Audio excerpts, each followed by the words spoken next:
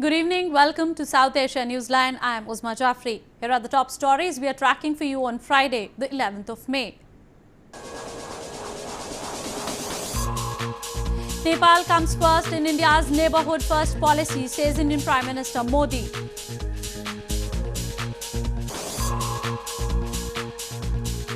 Indian Foreign Minister meets Myanmar Suu Kyi in Naypidaw to boost ties.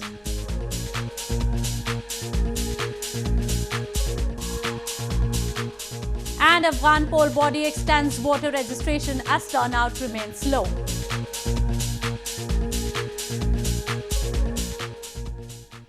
And now for all the details. Indian Prime Minister Narendra Modi on Friday, along with his Nepalese counterpart, inaugurated a direct bus service between Nepal's Janakpur and India's Ayodhya, the two sacred cities for Hindus. The Indian Prime Minister, who is on a two-day visit to Nepal, said the country comes first in India's neighbourhood first policy. Indian Prime Minister Narendra Modi began his two-day visit to Nepal from Janakpur city on Friday. He was received by his Nepalese counterpart KP Sharma Oli, after which he performed prayers at the Ram Janki temple in the city. Janakpur is known as the birthplace of Sita, the wife of Hindu Lord Ram. The Ram Janki temple was built in memory of Sita in 1910.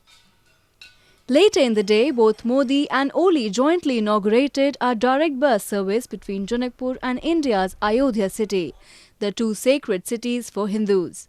The bus service is expected to promote religious tourism in both Nepal and India. The Indian Prime Minister later also participated in a felicitation ceremony organized in Janakpur in his honor.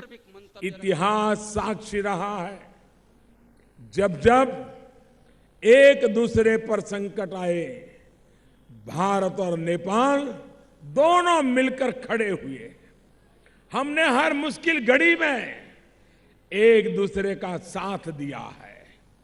Bharat दशकों से नेपाल का एक स्थायी विकास का साझेदार है। पहले आता है।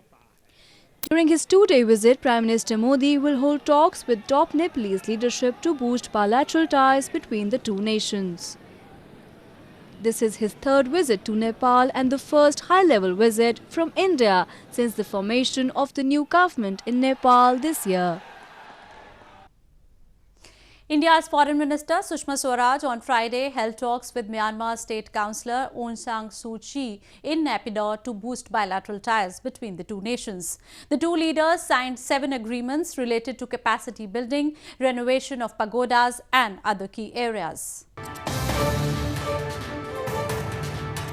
Indian Foreign Minister Sushma Swaraj on Friday met Myanmar State Councillor Aung San Suu Kyi in the capital city of Naypidaw. The two leaders held wide-ranging discussions to further enhance bilateral cooperation between their countries. Both the sides signed 7 agreements related to capacity building, renovation of pagodas and other key areas. Swaraj's two-day visit to the eastern neighbour country was part of the ongoing high-level interaction between the governments of India and Myanmar.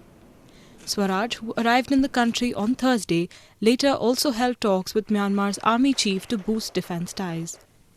Earlier on Thursday, she had also called on President of Myanmar, Win Mint, to further boost diplomatic ties between the two nations. Myanmar is one of India's strategic neighbours and stands as the only ASEAN country adjoining India.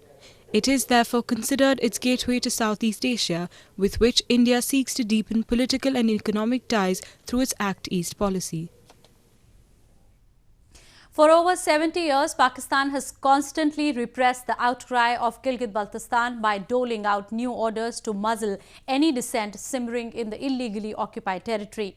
Recently, one such document was drafted by Pakistan regarding the future constitutional status of the region. A new proposal drafted by Pakistan on the future status of illegally occupied Gilgit-Baltistan has drawn ear from various politicians and activists. Sorted as replacement of the Gilgit-Baltistan Empowerment and Self-Governance Order 2009, the proposed document gives the overriding authority to the Prime Minister of Pakistan, vesting more powers to the autocratic administration of Islamabad. Terming it as a cruel joke on the constitutional status of Gilgit-Baltistan, a lobby of journalists and political leaders organized a seminar in Pakistan's Rawalpindi city condemning this unwarranted move. क्योंकि हुकूमत जो है वो बेख्तियार है, मामलात में दखल अंदाजी है, इसलिए बदकिस्मती से वहाँ पर लैंड डिस्प्यूट्स बन गए, टैक्स का इशू बन गया है और सीपैक में आपके हकूक की बात हो रही है। हम ये छोटी छोटी चीज़ों के ऊपर ये कहते हैं, हमारे मसाइल का एक ही हल है, full and complete constitutional rights. हम सबको ये मुतालबा करना हुआ कि नंबर 1 कि जो जेसीसी है और जो वर्किंग ग्रुप है उन तमाम में गिलगित बल्तिस्तान को फौरी तौर पर नुमाइंदगी दी जाए। दूसरा कि अभी तक जो ज्यादती हुई है उसका अजाला किया जाए। Keeping the subjects under dark and bringing a new order on Gilgit-Baltistan, Pakistan has given a blow to the already fragile state machinery of the region. Almost all the local political leaders have vehemently opposed the new order, which came in as an eyewash and seizure of rights that could further alienate the already marginalized inhabitants of Gilgit-Baltistan. A day after coordinated militant attacks killed at least 7 people, police in Afghan capital Kabul said on Thursday that a travel agency in the city was the target of the suicide attackers. The attacks in Kabul's commercial area on Wednesday took place after gunmen set off at least 3 explosions and then battled security forces. The target of Wednesday's coordinated militant attacks in Afghan capital Kabul was a travel agency in Sahinu area, police said on Thursday. According to the police officials, 3 policemen were also among those killed in the attacks. The attacks in Kabul's commercial area took place after gunmen set off at least 3 explosions and then battled security forces. هدف اونام البته با شرکت برنامه شهیدیات میشه که اونا ویزاهای هند سفارت هند را توزیع میکنن. Meanwhile, eyewitnesses said the 5 suicide attackers had normal Afghan clothes and walked out of a car near the company and killed 1 soldier by shooting him, and another blew up his explosives. The second suicide attack was carried out a minute later on the other side of the door, and the third one happened a little further from the place where the second explosion happened. Militant groups Islamic State and Taliban claim responsibility for the separate attacks. The Independent Election Commission of Afghanistan on Thursday announced that the voter registration process will continue in the country for another month ahead of polls in October. The decision by the poll body comes as a bid to provide more opportunity for the people to participate in the voting process. Afghanistan's Independent Election Commission or IEC on Thursday announced that the voter registration process will continue in the country for another month. According to IEC, the decision to extend the voter registrations has been made to provide more opportunity to the people to participate in the process. The IEC till date has established over 1,000 voting registration centres across the country, with the majority inside school premises. So far, more than 1.5 million people have registered in the country, but the turnout is still low as civilians have raised concerns over security in and around the registration centres. The voter registration process in the country started on April 14, and since then there has been several terror attacks on the election facilities. The parliamentary and district council polls in Afghanistan are scheduled to be held on October 20. A transgender couple tied nuptial knot in a ceremony in Tiruvananthapuram city of India's southern Kerala province on Thursday. The first of its kind wedding in the province was attended by the couple's family, friends and community members to bless the newly married. A transgender couple in India's southern Tiruvananthapuram city became the first couple in Kerala province to tie the nuptial knot during a ceremony on Thursday. The couple entered the wedlock in a glorious ceremony with music and dance in the presence of both their families and friends and members of the transgender community. Hailing from different religious faiths, both braved many odds to assert their wedding announcement as transgender in the society. The marriage ceremony was performed under Special Marriage Act and around 500 guests attended the ceremony to bless the couple. കേരളത്തിലെ ഇന്ത്യയിൽ ആദ്യമായിട്ട് ഇങ്ങനെ നടക്കുന്നതാണ്. അപ്പോൾ നല്ല രീതിയിൽ മുന്നോട്ട് ജീവിക്കണം. അതുപോലെ നമ്മുടെ ഫ്രണ്ട്സ് ആയിട്ടുള്ള ട്രാൻസ്ജെൻഡേഴ്സ് ആയിട്ടുള്ള ആൾക്കാർക്ക് ഇതുപോലെ ലൈഫിലേക്ക് ചെല്ലാനും നല്ല രീതിയിൽ ജീവിക്കാനും ഇതൊരു മാതൃക കൂടിയാണെന്ന് ഞാൻ കരുതുന്നു.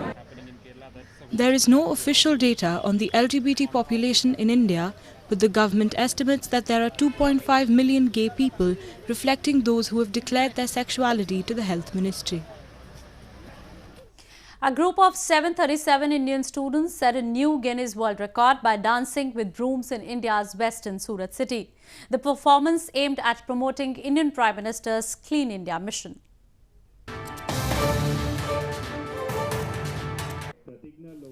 As many as 737 participants set a new world record by dancing with brooms in India's western Surat city on Thursday. A local school in the city organized the event to promote Indian Prime Minister Narendra Modi's Clean India mission and increase awareness among the children. Agitator from the Guinness Book of World Records said the minimum requirement of number of participants was 250 for the record. The students succeeded with flying colors as over 737 dancers twisted and turned with brooms. This record was never done before. That's why the minimum requirement was for 250 people. And today, with 737 successful participants, they have set a new record for the largest broom dance. The record was a way to spread the message of Prime Minister Modi's Swaraj Abhiyan. Time and again, locals have participated in activities which subsequently have promoted the Clean India mission. Under a unique initiative, inmates in a jail in India's western Ahmednagar city will now be entertained with a radio station in its premises. The radio station will be operated and run by jail inmates. This initiative has been taken to divert prisoners from negativity and broadcast positive hymns and songs. Ahmednagar Jail in India's western Maharashtra province has come up with an innovative idea for rehabilitation and reformation of its inmates by launching an internal radio station. Programs like special song request, health programs and spiritual songs will be played in the radio station for the prisoners. Speakers have also been installed in every barrack for the broadcast of the programs. एक थोड़ी different संकल्पना हमने jail में आयोजित की है, जिसमें एक मॉनिटर रूम बना है. हर बैरक में हमने स्पीकर्स लगाए हुए हैं. जो मॉनिटर रूम से जो भी प्रोग्राम ऑपरेट होगा, वो प्रोग्राम हम बंदियों तक पहुंचाने के लिए हमें ज़रा भी दिक्कत नहीं आ रही है. The radio station will be run entirely by the inmates. This initiative has been taken to divert the mind of the prisoners from negativity and help them choose a good path. Well, that's the way it was in South Asia this evening. Before we conclude, the top stories once again. Nepal comes first in India's neighbourhood first policy, says Indian Prime Minister Modi.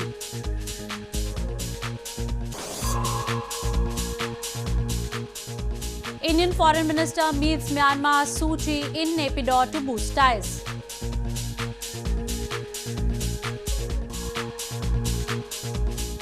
And Afghan poll body extends voter registration as turnout remains low.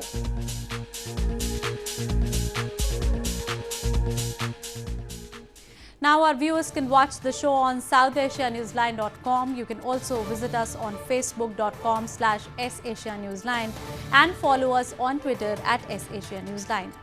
That's all in tonight's edition. We will see you same time next week. Have a great weekend. Good night.